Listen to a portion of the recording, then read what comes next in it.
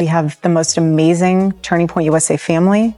They've rallied around myself, my children, and, chosen family is everything. And then, of course, we're blessed with our family. Things have been getting under people's nerves lately, and it's not subtle at all. Erika Kirk keeps popping up everywhere: interviews, podcasts, public events, delivering the same message over and over again. Every time she speaks, the wording sounds almost identical, like a recording stuck on repeat, describing Turning Point USA as her chosen family. The loyalty pitch never really changes, and people are starting to notice that pattern more and more. USA, since Charlie was killed, just so you guys know, this is a fact, has made more than $100 million. That is separate from the $40 million they made at Mar-a-Lago. How are his parents doing? Because his parents are private. We saw them for the first time at the funeral. Yes. You did such a beautiful job there. My mom is Charlie and my mom. Well, Charlie's family's there. Everyone's hanging in there. We're doing the best to be expected. That's exactly why the chatter around this situation keeps getting louder. A lot of people keep circling back to one question that just refuses to disappear. Where are Charlie's parents in all of this? Whenever Erika speaks publicly, the focus stays locked on her and TPUSA every single time. Meanwhile, Charlie's actual parents, his real family, barely get mentioned.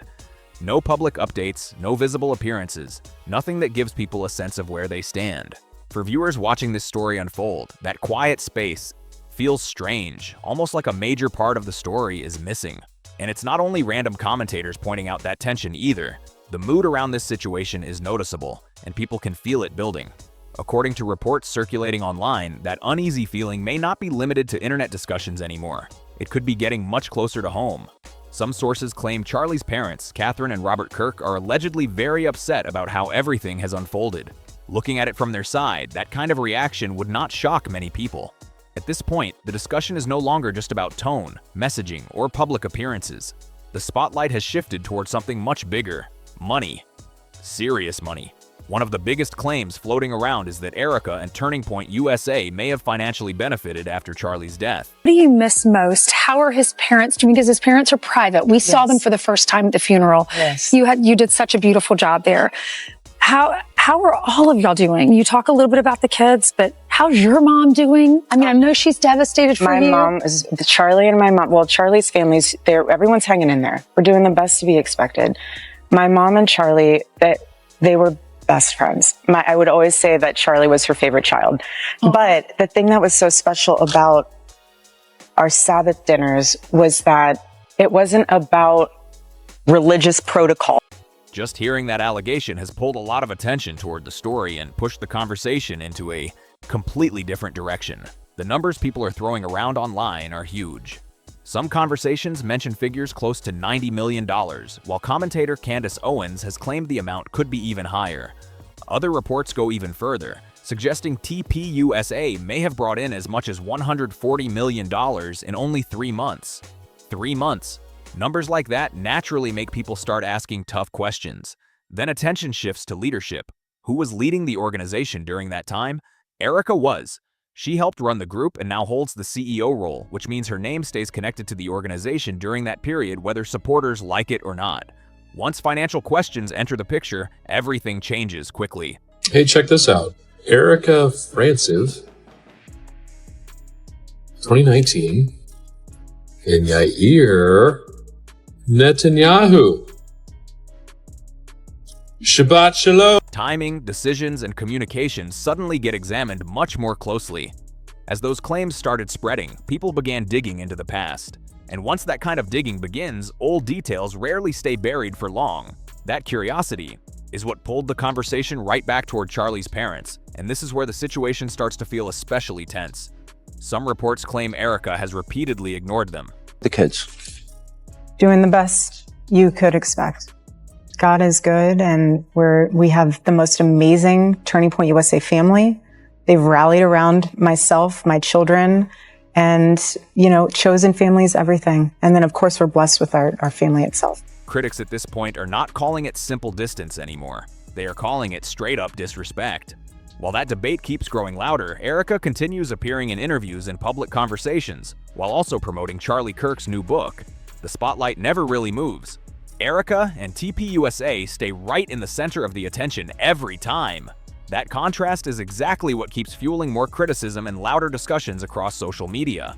Charlie's parents experienced the same heartbreaking loss, the same tragedy. Because of that, people keep asking the obvious questions. How are they doing right now? Why have there been almost no updates about them? Turning Point USA and Turning Point USA Faith. And I knew Charlie Kirk personally. I want to say on the record that there was a inner circle at Turning Point USA that was constantly working against Charlie and his interests and what he wanted to do, as well as there was a Jewish influence in Turning Point that he was not very fond of, that he wanted to get rid of. He tried doing this, he tried creating a Doge department, and he got... And what about Charlie's sister? For nearly 3 months, very little public information has surfaced. Meanwhile, most of the public story has focused heavily on Erika. And that imbalance is exactly why the criticism keeps spilling out. For many people following this closely, it feels like the narrative is shifting in real time. Some believe the people who knew Charlie the longest are slowly fading out of the public picture, piece by piece. One moment especially pushed the conversation into overdrive. Erika recently appeared on Fox and Friends, and during the interview, the host asked her directly about Charlie's parents. That moment caught everyone's attention instantly. The host did not stop there either. They also brought up Erika's own mother, and viewers immediately noticed how she handled that moment. Another thing that makes me believe this inner circle was constantly working against Charlie was the stock market branch. Now, the thing about this branch is it's been getting millions of dollars poured into it over the past 4 years now, and that's been seen through their latest tax returns. This stock market group that Turning Point has been throwing millions of dollars into the stock market for the past 4 years now, and Charlie Kirk had no knowledge of that whatsoever. When Charlie's parents were mentioned, she barely acknowledged them. Then almost immediately, she shifted the conversation straight toward her mom. It sounded smooth and polished, sure, but people watching could see that pivot clear as day. Once viewers noticed that quick switch, in the conversation, the comment sections exploded almost instantly. Because when moments like that keep piling up one after another, people stop calling it coincidence. They start calling it a pattern. And that exact word, pattern, started showing up everywhere in the criticism right away. During the interview, Erika even said Charlie was her favorite child. Make it make sense. That sounds like money laundering to me. It sounds like there's some pyramid scheme going on behind the scenes at Turning Point that Charlie did not know about originally. But right after that moment, the conversation shifted again. Suddenly, the focus moved away from anything connected to Charlie's parents. Instead, she started talking about Sabbath dinners at her mother's house, family traditions, warm memories, quiet evenings around the table. Viewers picked up on that change immediately, and critics online were quick to point it out. For many people watching closely, the move did not feel random at all. It felt intentional, like the conversation was being guided far away from Charlie's parents on purpose. That whole thing right there is frustrating. And I'm going to explain to you why I just do not accept any of that. First and foremost, the idea that she does not have time. Ow. Okay. To that point that people are making hundreds and thousands of dollars. And one small detail stood out more than anything else, the wording she used. Throughout the discussion, she kept saying, my mom, my family, and my traditions. But one phrase never appeared even once. My in-laws. She did not say, Charlie's parents are doing the best they can. She did not talk about how they might be coping emotionally. She did not acknowledge their situation at all. For many viewers, it felt like they were completely skipped over in the conversation. That choice of words left a strong impression. For some people watching, it created the feeling that there might be real distance between Erika and Charlie's parents. I just don't get how there's not someone on this very large PR team as we're seeing these PR campaigns go out, but doesn't go, hey, maybe we should strike that. They made $40 million like 2 nights ago at Mar-a-Lago. Maybe that feels kind of a little bit like let them eat cake-ish. Oh, and we've made more than, separately from Mar-a-Lago, Turning Point USA, since Charlie was killed, just so you guys know this is a fact, has made more than $100 million. A few even started wondering whether they still communicate at all. That silence has only pushed more questions into the spotlight, especially about why the situation has not been addressed directly. And when people connect this moment with earlier events, the pattern critics talk about starts looking even more noticeable. Think back to the memorial service. Reports claim Charlie's parents were not present. And this was not a small, quiet gathering either. It was a large public event with bright lights, a big stage, and dramatic production elements. The atmosphere looked more like a major public tribute than a private family ceremony. That is separate from the $40 million they made at Mar-a-Lago the other night. So since Charlie has died, that organization has taken in $140 million. During that memorial, Erika made a statement that surprised many viewers. In her speech, she publicly said she forgave the person accused in the case. That moment grabbed attention right away. But here's what critics pointed out quickly. Charlie's parents were never mentioned. Not once. That contrast raised serious questions for some observers. She spoke openly about forgiveness toward the person accused of taking her husband's life. But what if Charlie's parents felt differently? What if they were not ready for something like that yet? That kind of statement carries a lot of emotional weight, and critics say it may have sounded like it spoke for the entire family. The timing also added more tension to the situation. At that stage, several facts were still unclear and investigations were still ongoing. Yet the public message of forgiveness came out only days after the incident. For many people watching, that timing made everything feel even more complicated. Critics keep circling back to the same thought. Something about the whole situation feels unusual. And then there is another moment people keep replaying again and again, the Medal of Freedom ceremony. If you watch the footage, the visual detail stands out immediately. Erika is standing far away from Charlie's parents, not next to them, not even nearby.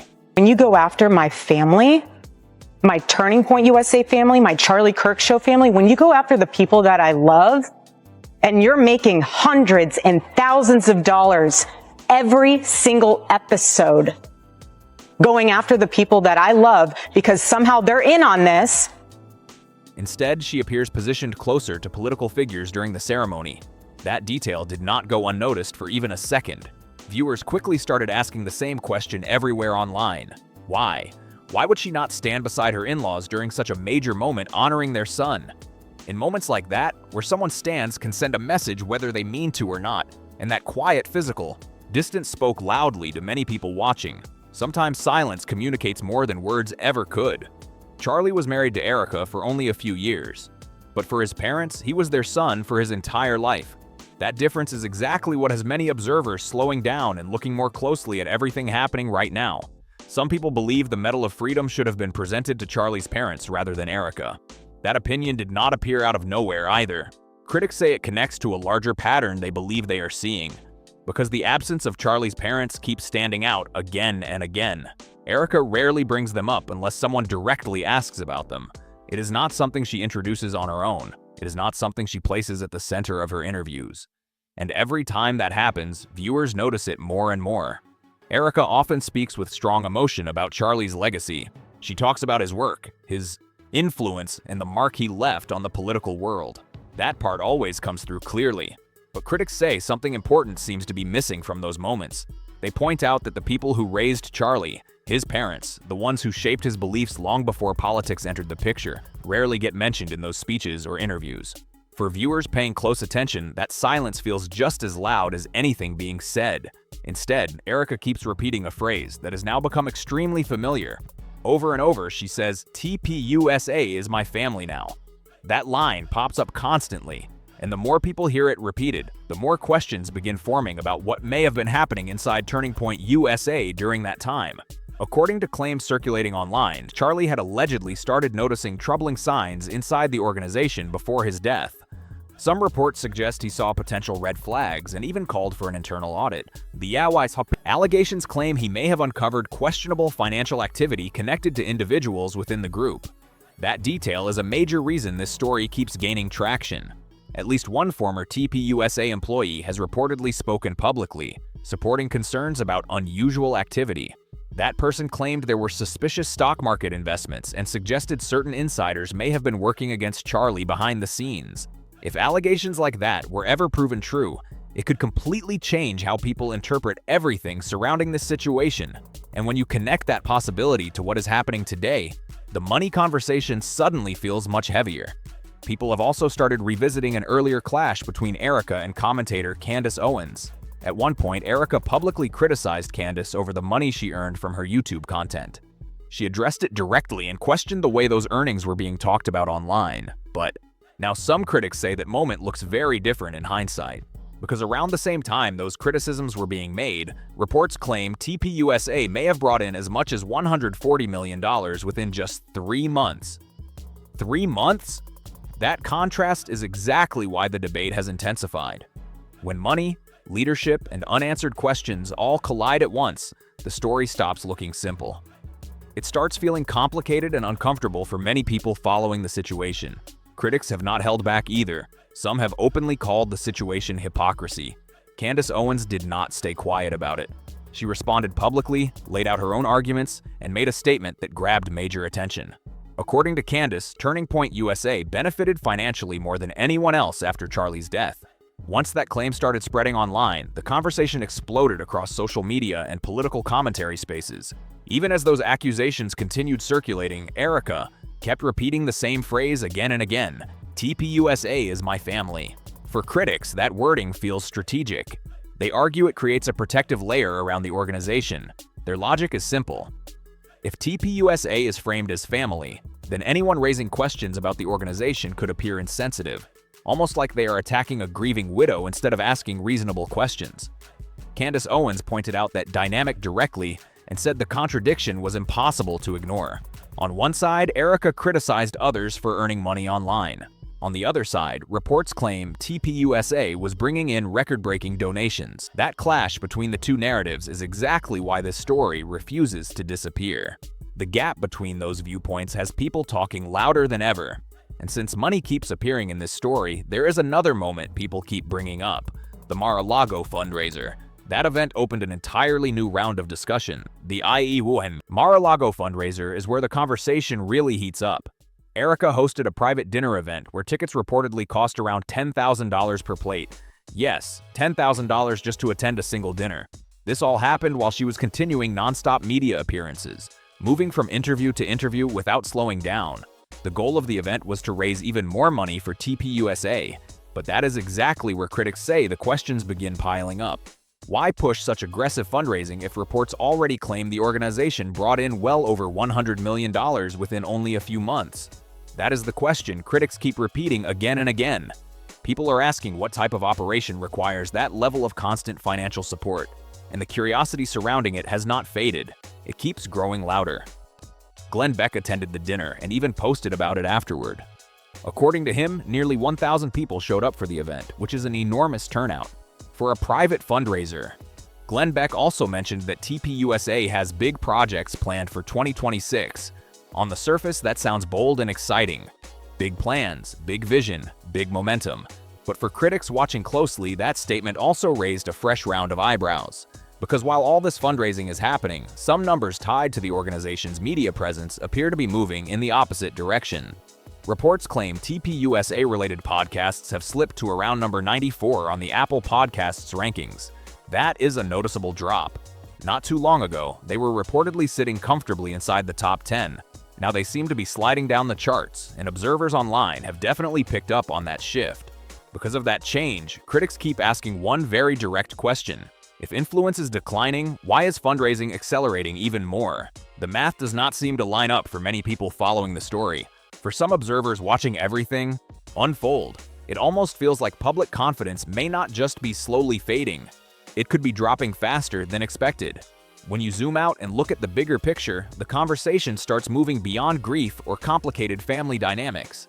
Some people want to understand why Erika appears so focused on shaping the public story around Charlie's legacy. Why keep repeating the same message again and again? Critics argue that instead of addressing lingering questions surrounding the attack itself, the public conversation often circles back to messaging, fundraising, and media appearances. That is why many observers are now asking the larger question: is this mainly about grief, or could other factors like influence, leadership, or financial strategy also be playing a role? Even rumors that many people once brushed aside, like the so-called honeypot speculation mentioned earlier, have started resurfacing in online discussions.